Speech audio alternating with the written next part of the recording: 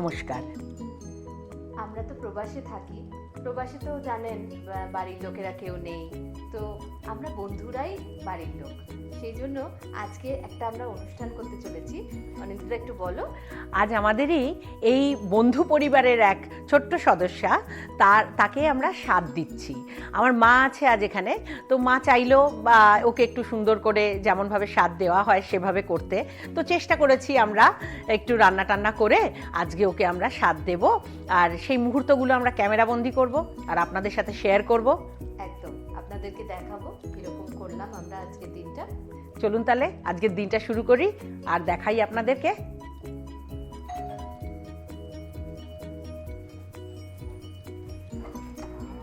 এসো, চলে এসো। নম্রতা এসে গেছে আর ওর পুচকে গুড্ডুও এসে গেছে। ডুগু ডগি নেই এখানে। হ্যাঁ, চলো বসো। আজ সন্ধ্যের স্ন্যাক্সে ছিল বিটরুট কাটলেট আর চিকপিস স্যালাড। নম্রতাকে আশীর্বাদ করার জন্য থালা সাজানো হয়েছে। অনিন্দিতার মা ওকে আশীর্বাদ করছে।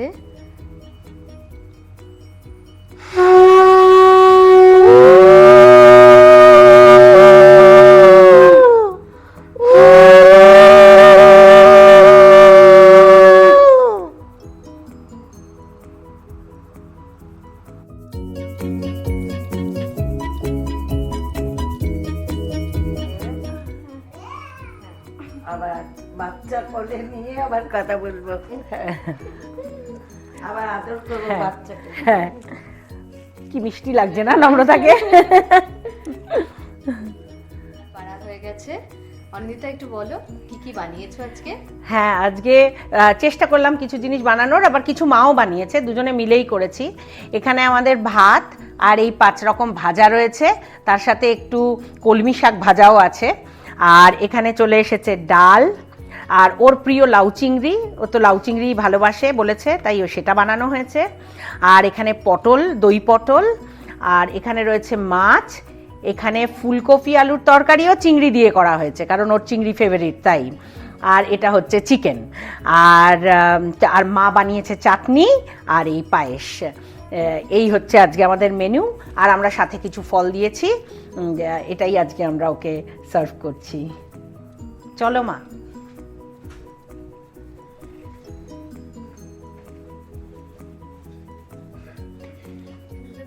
দিদি এত রান্না করেছে তোমরা কাকিমা? আচ্ছা, আমি একটু পায়েস খাইয়ে দিই তোমাকে, তারপরে তুমি আস্তে আস্তে নিজে নিজে আস্তে আস্তে খাও। খুব ভালো হয়েছে পায়েসটা। ভালো থেকো, সুস্থ থেকো। ক্যামেরা বন্দি করলাম কিছু সুন্দর মুহূর্ত, আপনাদেরকে দেখাচ্ছি। নম্রতার বরের সাথে, নম্রতার ছেলের সাথে ছবি ওঠালাম। অনিন্দিতা খুব সুন্দর করে পরিবেশন করে নম্রতাকে খাওয়ালো।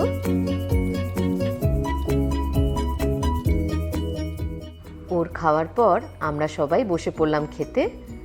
খাওয়ার টেবিলে জমিয়ে আড্ডা হলো, অনেক ছবি তোলা হলো। অনিন্দিতা অনেক রকমের গল্প করলো, পুরনো গল্প, মজার মজার গল্প। প্রচুর প্রাণ খুলে হাসলাম আমরা। দারুণ কাটলো সময়টা। বাঙালি একসাথে হলে আড্ডা হবে না, হা হা হি হি গল্প হবে না, এটা তো হতেই পারে না। সেই রকমই আমাদেরও চললো, খুব গল্প আড্ডা। আজকে সন্ধ্যাটা খুব ভালো কাটলো। Thank you. খুব খুব খুব টেস্টি রান্না করেছো তোমরা, দারুণ, খুব এনজয় হলো, খুব ভালো কাটলো। Thank you so much. হ্যাঁ, অনিন্দিতা খুব ভালো রান্না করেছে, আমরা খুব ভালো খেলাম। খুব সুন্দর হয়েছে রান্না। যাক, প্রত্যেকটা রান্না দারুণ হয়েছে। তোমাদের ফিডব্যাক পেয়ে আমিও এখন একটা রান্নাবিদ ফিল করছি, খুব ভালো লাগছে। বাট সন্ধ্যাটা দারুণ কাটলো, খুব মজা করে খুব দারুণ সন্ধ্যাটা কাটালাম। তবে একটা জিনিস কিন্তু ভুললে চলবে না, লাইক, শেয়ার অ্যান্ড সাবস্ক্রাইব সহচরী.vh1। Tata tata.